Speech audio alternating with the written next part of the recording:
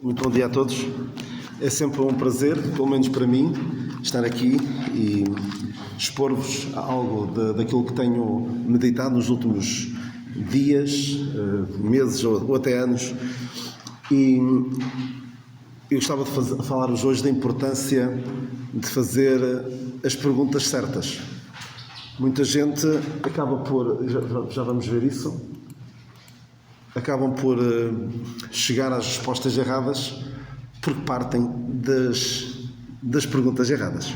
Ou nunca chegam à resposta certa porque nunca fazem a pergunta certa. E eu vou começar por um episódio que já tem alguns 4 anos. Isto aconteceu na pré-campanha eleitoral que deu lugar à presidência do Joe Biden. Já na altura se falava, e agora volta-se a falar, a política americana é o que é. Então ele na altura, o filho dele tinha uns negócios muito estranhos com os ucranianos. Ainda antes desta guerra, ele tinha uns negócios estranhos com a Ucrânia e havia um repórter da Fox News, que é um canal que não é propriamente muito amigável para os candidatos, para os políticos democratas, estava sempre a chateá-lo por causa disso. Que sabe dos negócios do seu filho, que relação é que tem com os negócios do seu filho, e este, ainda pré-candidato, diz: ask the right questions, faz as perguntas certas.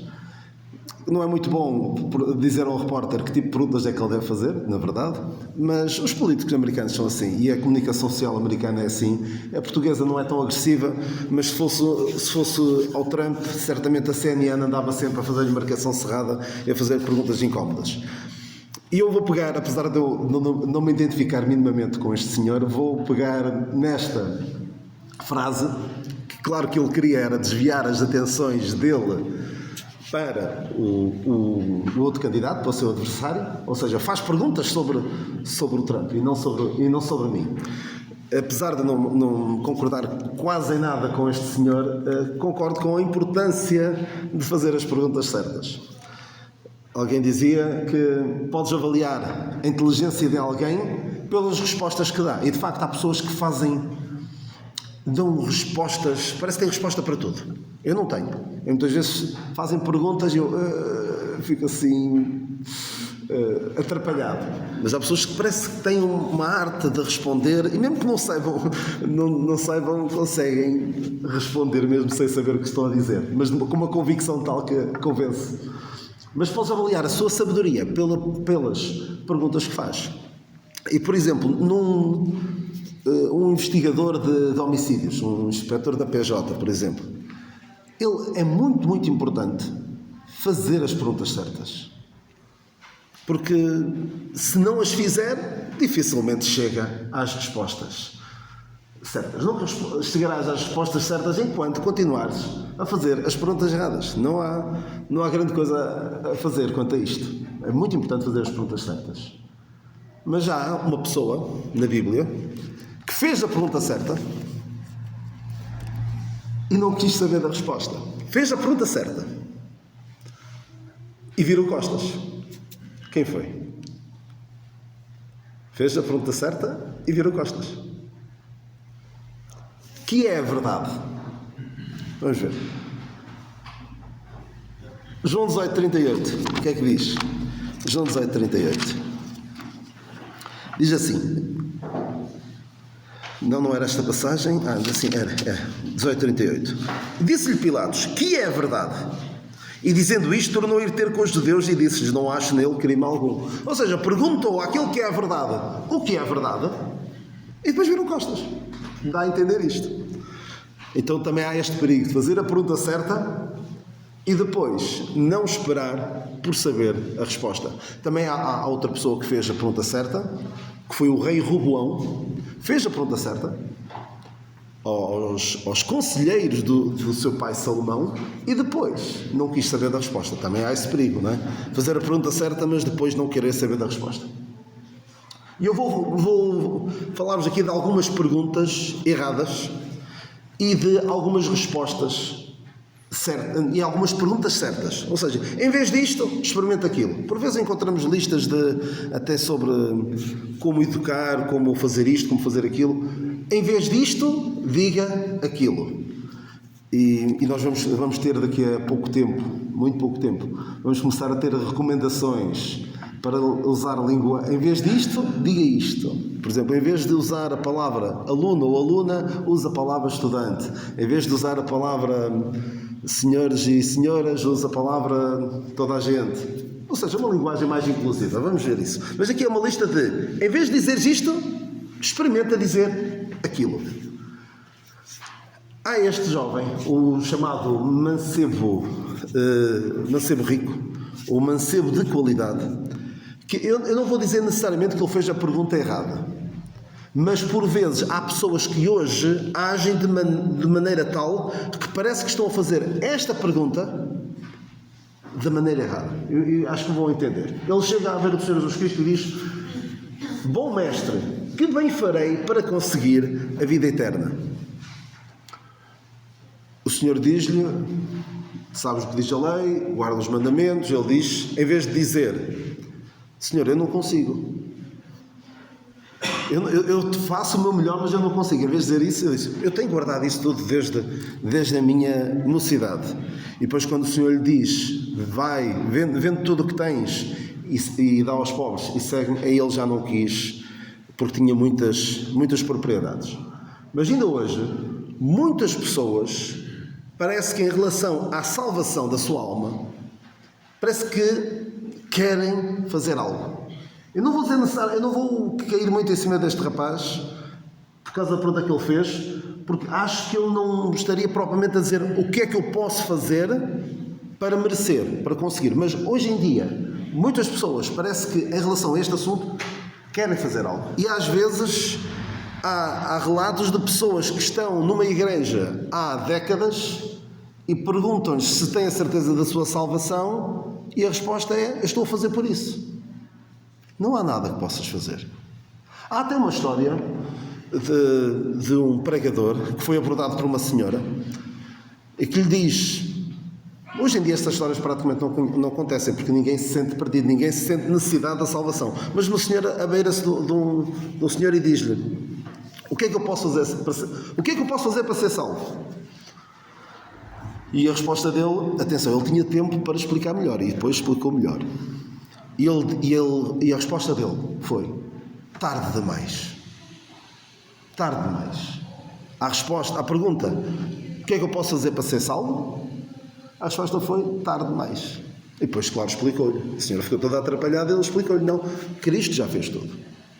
E a grande tragédia é esta carne religiosa que quer fazer algo para ajudar, para merecer aquilo que Deus dá de graça.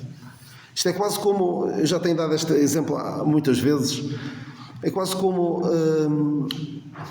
isto acho que não estou a meter-me em confidência, eu vivo numa casa que nos foi oferecida pelos meus sogros, que é uma grande dádiva, mas incomparável com a dádiva melhor que me deram, que foi a Cláudia. E então, imagina que eu chegava à beira deles e dizia-lhes: olha, obrigado, mas eu quero dar-te 50 euros por isto. Quero dar-te 50 euros. Ele certamente eles ficariam: estás a gozar comigo? Então, estamos-te a oferecer que queres dar 50 euros por ela. Mas em relação à salvação, há pessoas que parece que querem agir para com Deus como? Deus oferece, está aqui a salvação. E eles pregam em trapos imundos, trapos de imundícia, daqueles de ligar feridas cheias de pus e de matéria podre. Senhor, está aqui, eu quero dar-te isto. Não, é ridículo. Mas infelizmente a carne religiosa é terrível. Há aquela carne mais pecaminosa que nos leva a fazer aquilo que de facto a Bíblia diz que não devemos fazer, que sabemos que a nossa própria consciência nos diz que está errado, mas há esta carne religiosa que é terrível. E vocês provavelmente sabem disto. Quando o Senhor deu a lei tinha centenas e centenas de mandamentos. Por altura em que o Senhor Jesus Cristo veio a este mundo, os fariseus, o que é que tinham feito à lei? Tinham acrescentado. Não chegaram à conclusão: isto é muita coisa, vamos tirar aqui alguns, vamos reduzir isto um bocadinho. Não, puseram mais coisas. A carne religiosa é terrível. E quer fazer algo, quer fazer por merecer, quando tudo já está feito. Mas qual é a pergunta certa, a atitude certa? É a do carcereiro de Filipos. Senhores, que é necessário que eu faça para me salvar? E ele ali não estava a pensar o que é que eu posso dar a Deus, o que é que eu posso fazer por merecer. Não, ele estava numa situação entre a vida e a morte. Uma situação de estava mesmo para se matar. Não estava a pensar aqui, o que é que eu posso, de que maneira que eu posso viver para ser digno da salvação. Nada disso.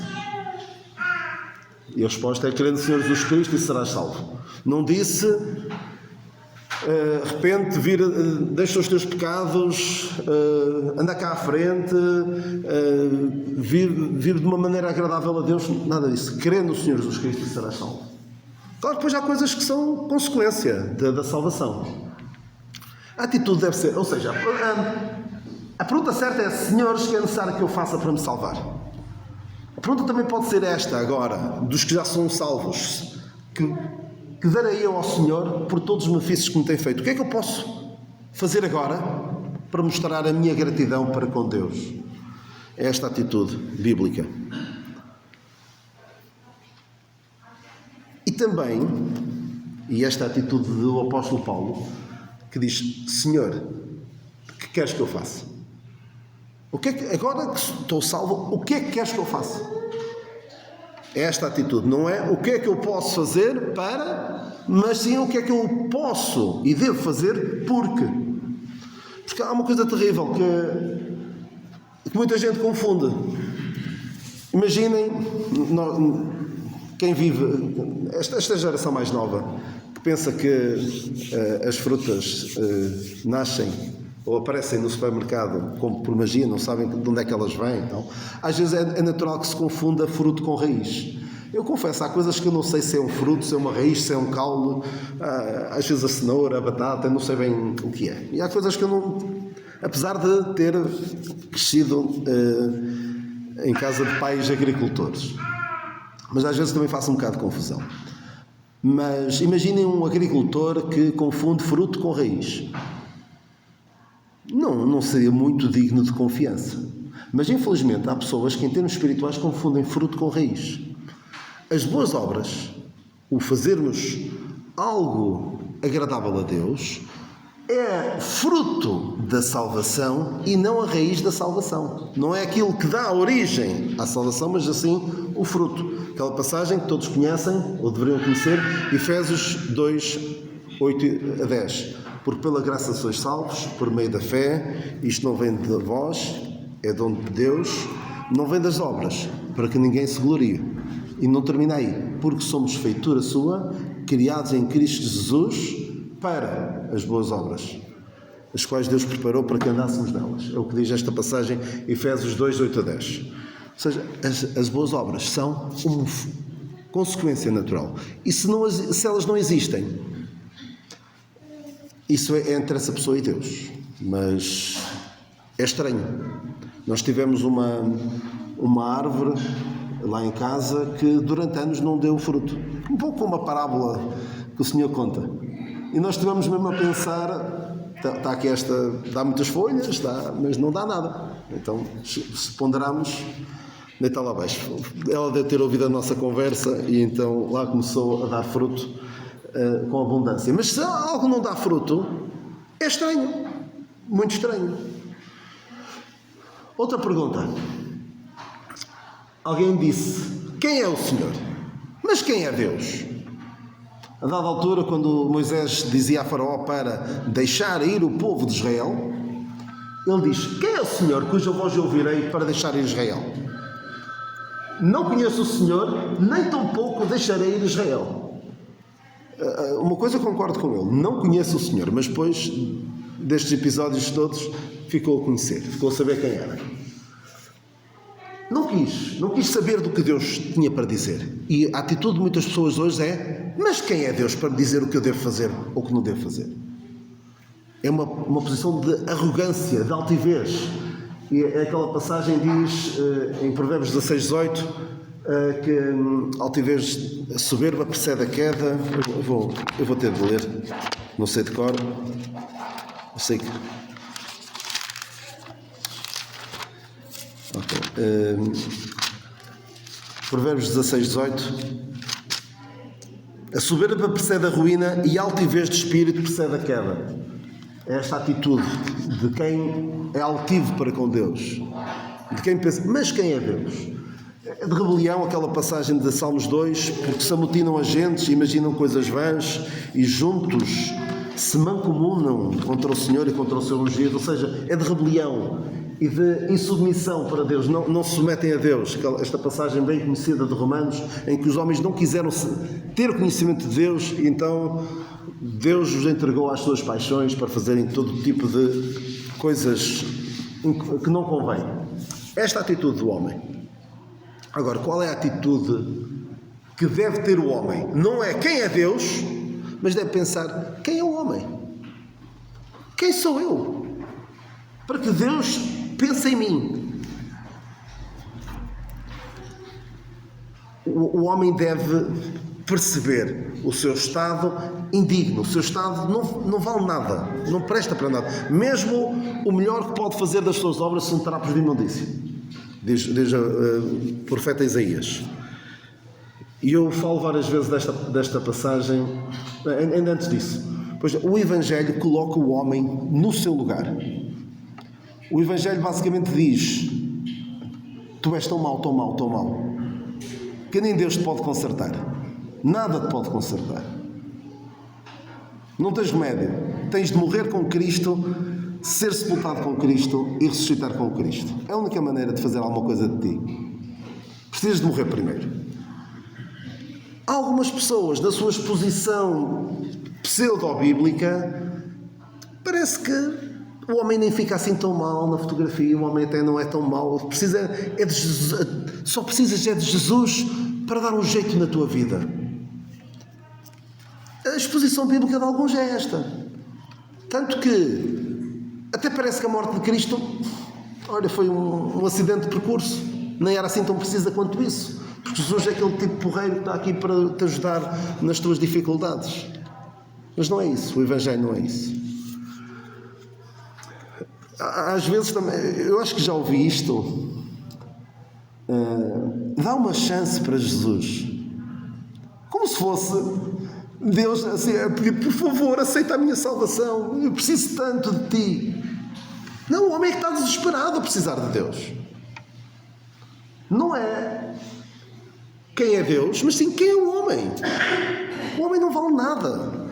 Houve alguém que percebeu perfeitamente a sua posição. O Mefibosete, quando foi chamado à presença de Davi, eu não tenho tempo agora para contar a história toda, mas Mefibosete era filho de Jonatas, o grande amigo de Davi, neto de Saul.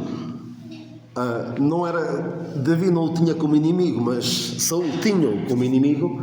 E quando Davi chega a ser rei e tem o seu reino estabelecido, foi à procura da família de Saul. Não para a matar, como seria natural, eliminar os eventuais pretendentes ao trono, mas para lhe fazer bem. Um pouco como Deus faz connosco, não é? Uma pequena amostra daquilo que Deus faz connosco. Nós merecíamos a morte e Deus vai à nossa procura para nos dar a salvação. E então, Davi diz-lhe, chamam-me. O Mefibosete se calhar a pensar, olha, escapei enquanto pude, mas agora já fui, já acabou-se. E Davi diz, não, anda cá, eu vou dar-te tudo o que era, aquilo a que tens direito, e eu vou ler a passagem, segundo o livro de Samuel 9.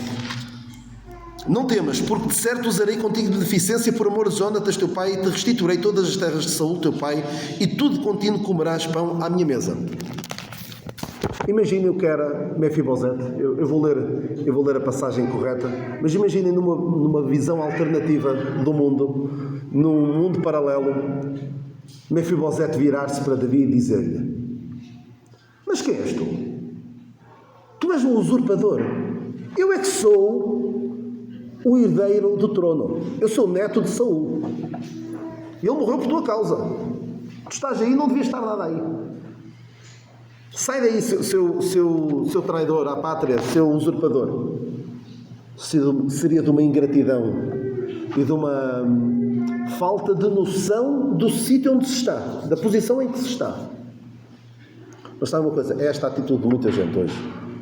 Milhares de milhões de pessoas que rejeitam Deus e viram-se para Deus e basicamente dizem isto: mas quem és tu? Porque as pessoas querem colocar-se no lugar de Deus. E nós já temos visto isso várias vezes, até naquelas questões de aborto, de eutanásia, transexualidade, que eu já vos falei disso há uns meses. É o homem a querer decretar o que é certo, o que é errado. Quem merece viver, quem não merece viver, o homem quer pôr-se no lugar de Deus. Infelizmente é isso. Então o que é que diz este homem? Quem sou eu? Quem é teu servo? Para tu teres olhado para um cão morto tal como eu. É esta a postura que nós devemos ter. Quem sou eu? Para tu pensares em mim. Para tu me quereres incluir no teu plano de salvação. No teu plano maravilhoso. Esta atitude que o homem deve ter. Mas também podemos dizer, outra pergunta correta, é quem é o homem? Para que lemos dele, mas também, homem, quem és tu? Mas quem és tu para estar a replicar a Deus? A dizer a Deus, olha, tu não estás a fazer bem as coisas. Se Deus fosse justo, se Deus fosse amor, se Deus fosse isto, se fosse aquilo, não havia estas guerras que estão a acontecer agora. Mas o mundo está assim porque o mundo rejeitou a Deus. E Deus deixa o homem colher os frutos das suas ações. Mas há uma frase muito, muito interessante que alguém dizia assim: se eu tivesse o poder de Deus, eu faria muita coisa diferente. Mas se eu também tivesse o conhecimento de Deus, deixaria tudo tal como está. Porque nós não sabemos, às vezes ao mexer numa coisa, não sabemos as ramificações que dali, o que vai surgir dali. Quem és tu, homem? Quem és tu para dizer a Deus o que Ele deve fazer ou não deve fazer? Aquela passagem de Romanos 9 remete para Isaías, em que ele diz: mas quem é o homem? É um caco a dizer ao oleiro: porquê é que me fizeste assim? É importante que nós percebamos bem em que posição é que estamos em comparação com Deus. Outra pergunta correta não é mas quem é Deus? Mas sim, quem és, Senhor? Senhor, eu estou tão grato pelo que tu fizeste por mim. Eu quero conhecer-te mais. Foi novamente o apóstolo Paulo que diz ao Senhor: quem és, Senhor? E nós devemos procurar conhecer mais deste Deus que fez tudo isto por nós. Agora, entramos numa pergunta muito pequena: porquê? A Cláudia, quando era pequenina, fazia muitas vezes esta pergunta. Tanto que os pais compraram um livro com chama Porquê. Se calhar alguns também já fizeram essas perguntas quando eram pequeninos e os pais compraram livros. Têm respostas a muitas perguntas que as crianças fazem e claro, não responde a tudo, não é? Mas muitas vezes esta pergunta porquê resulta de dor, de perplexidade, também pode resultar de rebelião. O porquê é aquela pergunta que as pessoas fazem: isto está a acontecer porquê?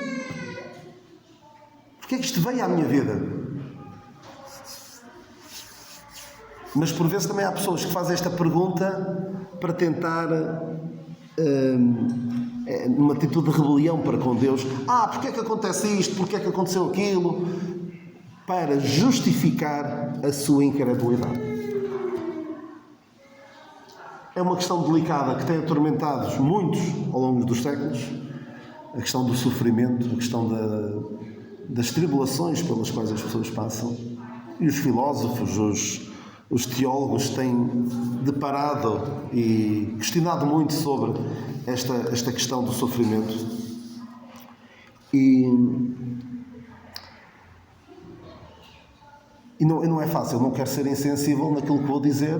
Eu não quero dizer: olha, estás a passar por sofrimento, olha, desculpem a expressão, eu estou nem aí. Deus não está nem aí para isso. Claro que Deus preocupa-se. Deus chora também quando nós choramos. Mas nós vivemos num mundo amaldiçoado pelo pecado, num mundo em que há consequências do pecado. Crianças que nascem com deformações é consequência do pecado. Não vou dizer que é consequência do pecado dos pais, não vou dizer isso, mas consequências, vivemos num mundo manchado pelo pecado e coisas más acontecem. Por vezes acontecem coisas de uma forma aleatória e acontecem tanto àqueles que temem a Deus como àqueles que não querem saber de Deus. Não há aqui uma proteção especial. Eu sou crente, o Senhor vai cuidar de mim. O Senhor não vai permitir que nada de mal me aconteça. Eu lembro-me de, há uns 4 anos quase, na altura em que chegou a pandemia a Portugal, lembro-me de ver, e incomodou-me tanto, porque acho que é mau testemunho, muito sinceramente. Alguém a partilhar no Facebook sobre a Covid, a dizer: 1000 queiram à tua direita e 10.000 à tua esquerda, mas tu não serás atingido. Eu até tentei dizer coisas que não devia dizer, mas não é bom testemunho. Porque nós sabemos que as coisas acontecem. E por vezes alguns vêm dizer: olha, isto está a acontecer na tua vida porque há pecado na tua vida. Há pecado na igreja. Há pecado na tua família.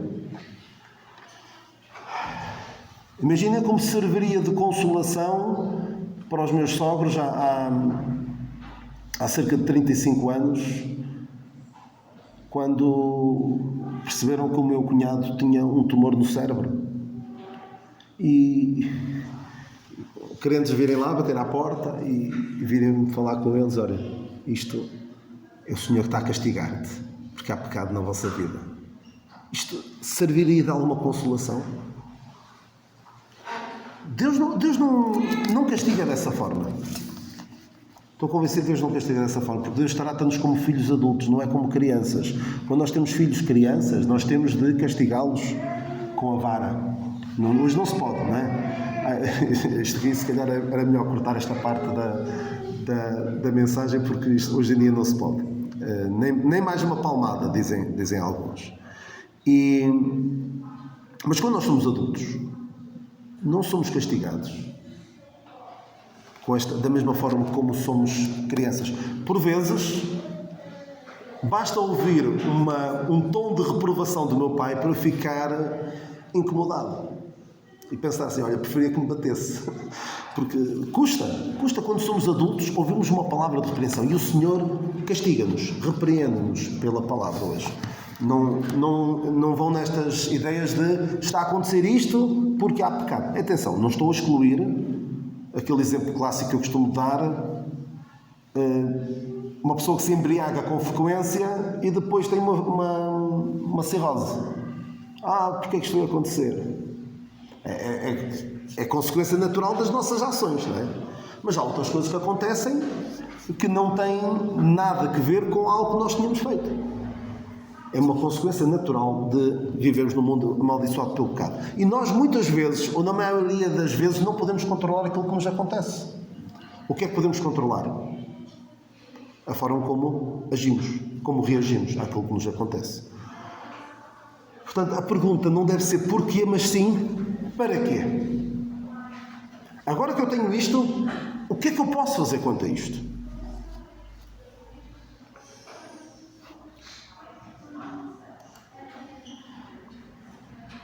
Nós sabemos, e aqui a palavra é muito importante, sabemos. Podemos não perceber, podemos não sentir, mas sabemos. E é aqui que entra a fé na palavra de Deus. Sabemos que todas as coisas contribuem juntamente para o bem daqueles que amam a Deus.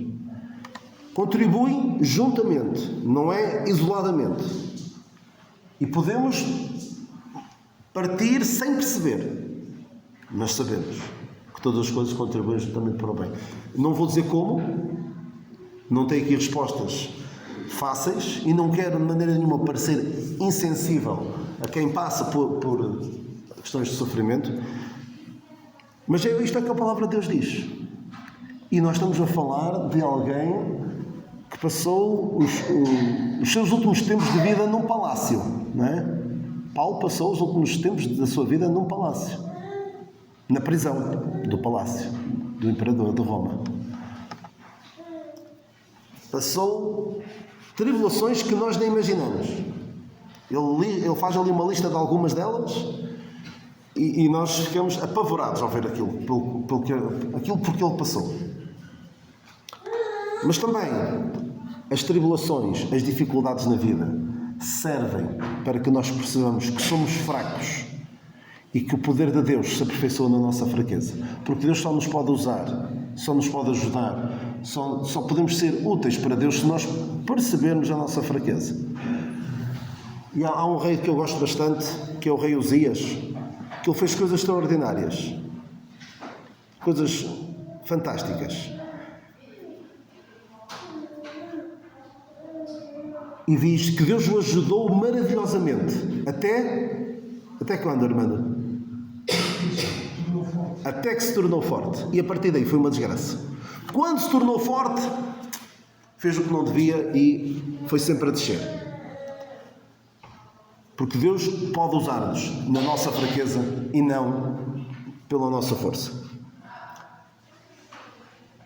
E o sofrimento tem algo que pode ser usado para consolar outros, porque o sofrimento faz parte da vida. E se nós devemos pegar no sofrimento pelo qual nós passamos e dar um exemplo aos outros. Olha, é assim que eu lido com o sofrimento, confiando no Senhor. E estamos a dar uma lição tremenda à geração que nos segue, aos nossos familiares, aos nossos amigos, aos crentes. Há pessoas que dão lições numa cama de hospital ou numa cama em casa, dão lições mais do que eu aqui em cima, a falar durante largos minutos. E infelizmente, muita gente vai agora, cada vez mais, vai optar pela saída fácil. Estão numa situação de grande sofrimento, em vez de darem uma lição aos outros de como a graça de Deus basta, que o poder de Deus se aperfeiçoa na fraqueza, vão optar pela saída fácil. Aqueles que não creem em Deus, esses vai ser fácil. É legal agora, não é? Não há grande problema. Outra pergunta: porquê é que acontecem coisas más a pessoas boas? Não é? Já viram isto? Primeiro, não há pessoas boas. A pergunta que devia ser feita já vamos ver a seguir. Porque todos merecemos a condenação.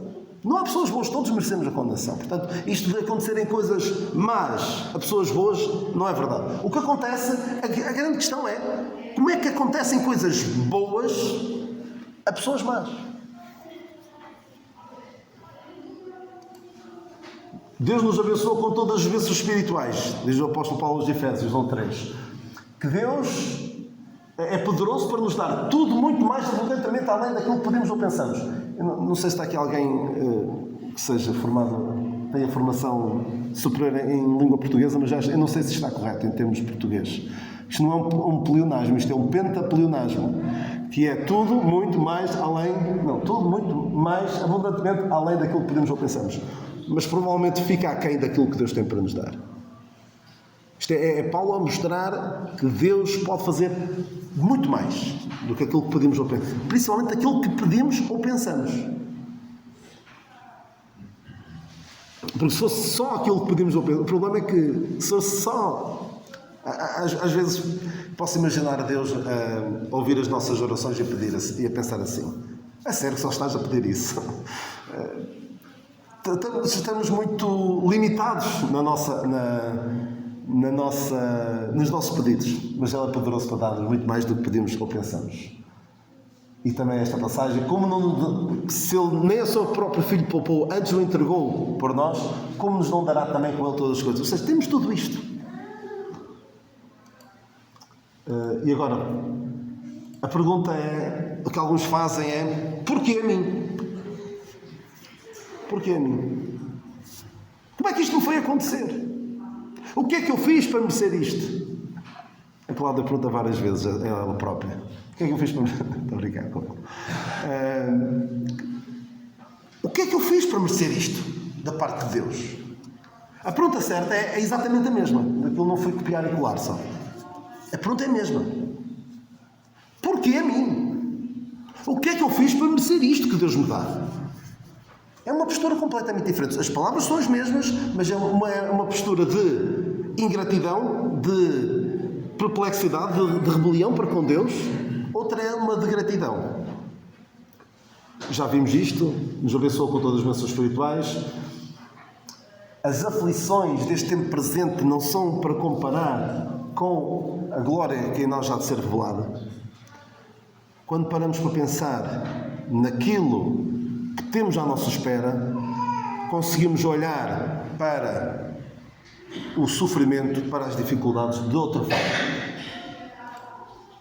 E aqui eu não quero, uma vez mais, não quero ser insensível e desconsiderar quem passa por situações difíceis. Mas isto é o que o apóstolo Paulo escreveu. Ele sofreu mais do que qualquer um de nós possa imaginar.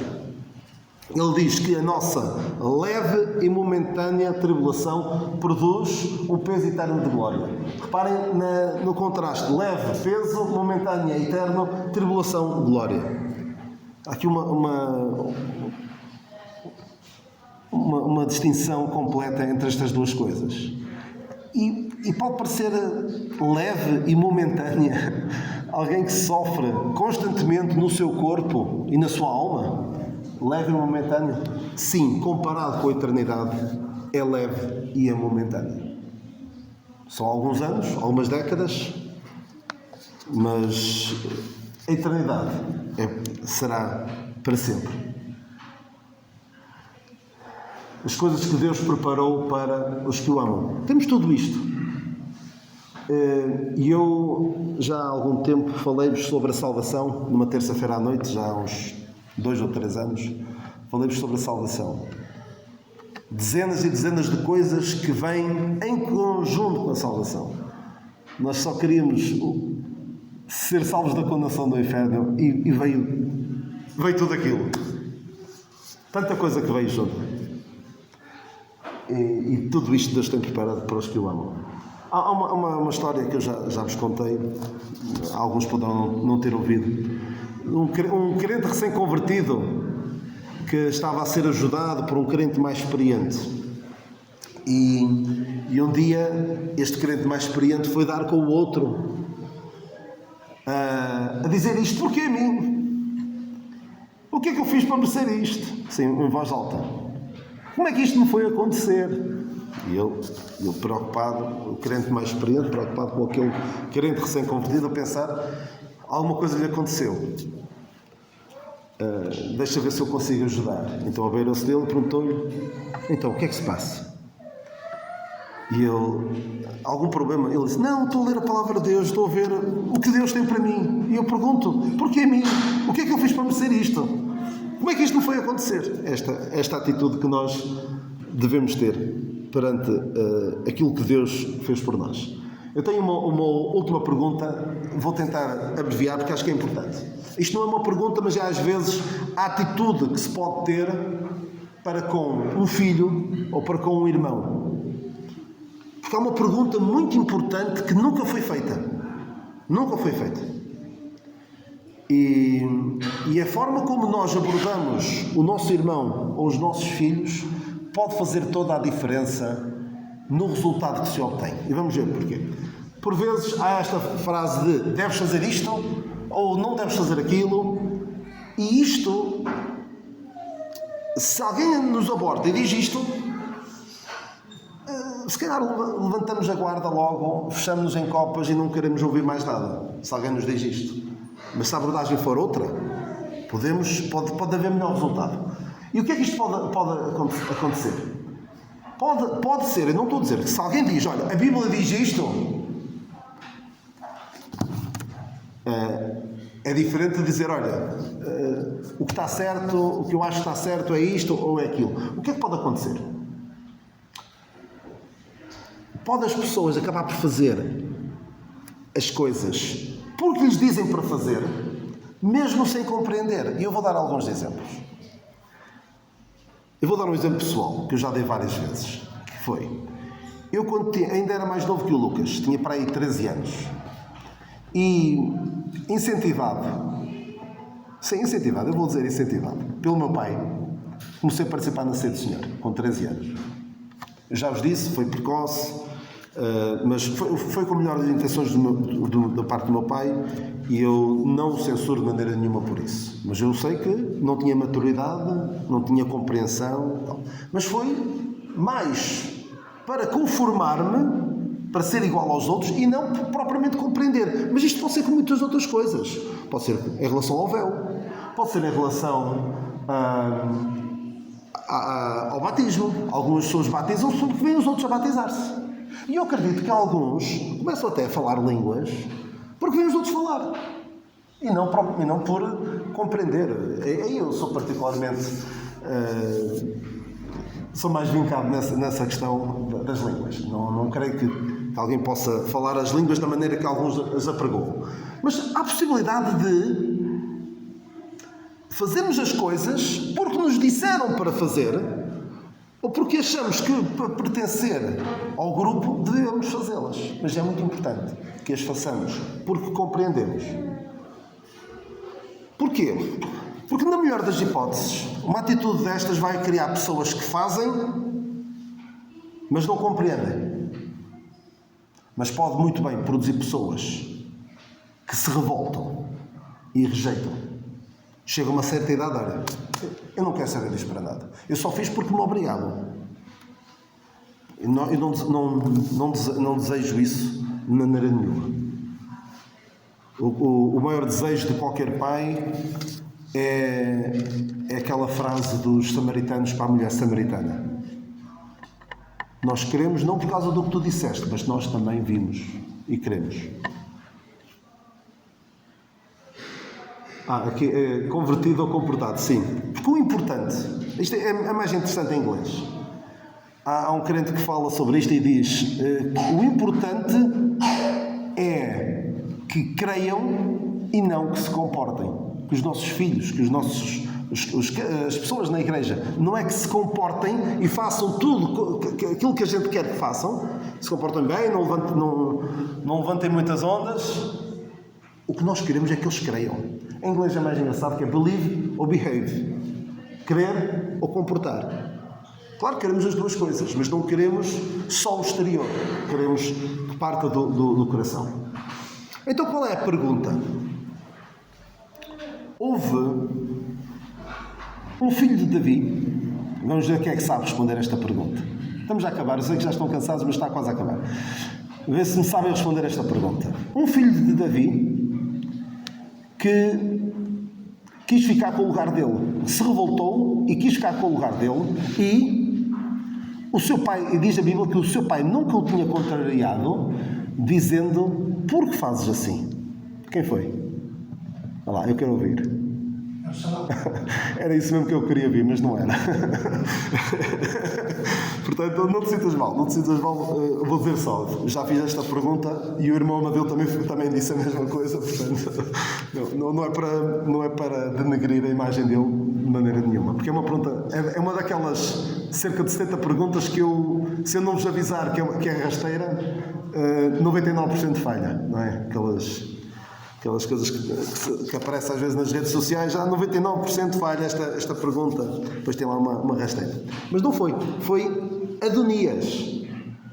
Reparem a tragédia deste filho de Davi, que é verdade que Absalão se revoltou, mas este Adonias, e andou até atrás do pai, queria roubar-lhe o reino. Adonias, no final da vida de Davi já tinha prometido o reino a Salomão e Adonias disse: não, eu vou ser rei. E o que é que diz? Diz assim: e nunca seu pai o tinha contrariado dizendo: por que fizeste assim? Ele era irmão de pai e de mãe de Absalão. Por que fizeste assim? Reparem quão terrível foi a vida deste rapaz. O Davi estava tão ocupado com guerras, com mulheres, com outras questões e esqueceu-se de dar uma educação em condições ao seu filho. Nunca o contrariou. E cuidado com as teorias de educação agora. Não se pode contrariar a criança, tem-se de dar espaço e tal. Cuidado. Por que fizeste assim? Esta pergunta, ou seja, nunca evidenciou interesse ou preocupação. Esta pergunta não está a acusar ninguém. Não está a dizer, olha, estás errado. Não, mas sim, leva a pessoa a que não levante a guarda, não fique, olha, estás-me a atacar. Mas não estenda o dedo acusador. Pergunta, o que é que te levou a fazer isto? Qual é o processo mental por trás desta tua atitude? A pergunta leva o outro a questionar as suas ações e a procurar justificações para elas. A pessoa pensa assim, mas porquê é que eu fiz isto? Porque às vezes há coisas que fazemos sem pensar. Fazemos porque sempre fizemos assim, ou porque nos deu na gana, na altura. Mas devemos pensar, porquê é que fizeste assim? E às vezes há coisas que eu ouço e vejo e eu penso, apetece-me perguntar, mas qual é o objetivo? Para quê? Porquê é que vais a este sítio? Porquê é que fazes esta publicação nas redes sociais onde toda a gente vê?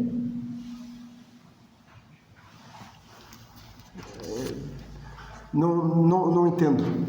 E pensemos, consigo justificar aquilo que faço à luz da palavra de Deus? Olha, eu faço isto por causa disto. Será? Então, fiquemos com estas perguntas.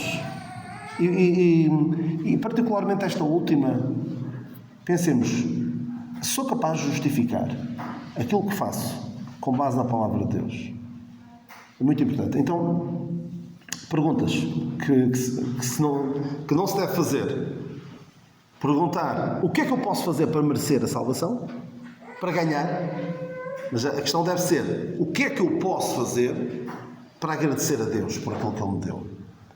Outra pergunta errada, quem é Deus? A pergunta certa deve ser, quem é o homem? Ou também pode ser, quem és, Senhor? Eu quero conhecer-te. A pergunta errada é, porquê? Não é errada, atenção, não é propriamente errada. É compreensível, atenção, é compreensível. Pergunta porquê. Mas também devemos perguntar, para quê? O que é que eu posso fazer com isto?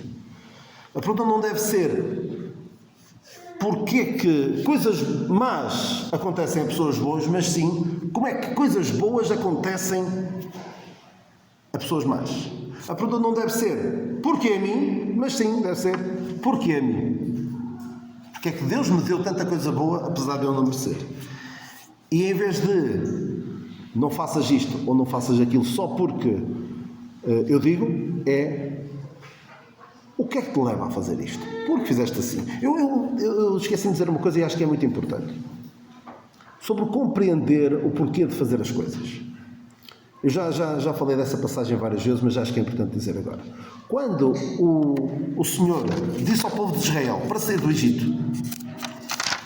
Ele diz, isto vocês vão fazer isto para sempre, de celebrar a Páscoa e como é que era? Pintar... Dê-me só aqui uns segundinhos, a instituição da Páscoa. Portanto, guardai isto por estatuto para sempre e para os vossos filhos para sempre. Para vós e para os vossos filhos para sempre. E acontecerá, quando entrares na terra que o Senhor vos dará, como tem dito, guardareis este culto da Páscoa e de pôr sangue nas ombreiras das portas. E acontecerá que quando vossos filhos vos disserem, que culto é este vosso? Vocês vão responder, cala-te e continua a pintar. É isso? Não é? Este é o sacrifício da Páscoa ao Senhor que passou as casas dos filhos de Israel do Egito quando feriu aos egípcios e livrou as nossas casas.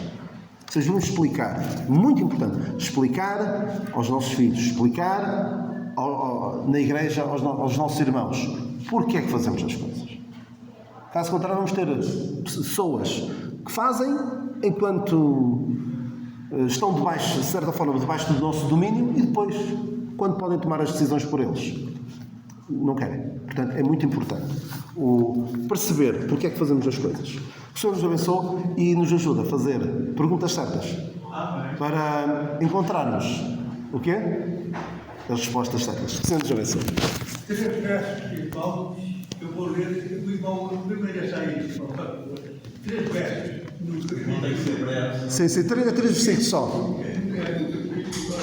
Capítulo do grupo. Portanto, é só o 16, verso 16 e 17. E ninguém, acendendo uma candeia, como algum barro, ou põe debaixo da capa, mas põe no velador para que os que entram vejam isso. Porque não há coisa oculta que não haja de manifestar-se, nem que escondida, que não há de saber. Não, vê depois do ouvir, porque a qualquer que tiver será dado, e qualquer que não tiver, até o que mais é ter será dado. Obrigado. Que o Senhor nos abençoe com a sua mensagem.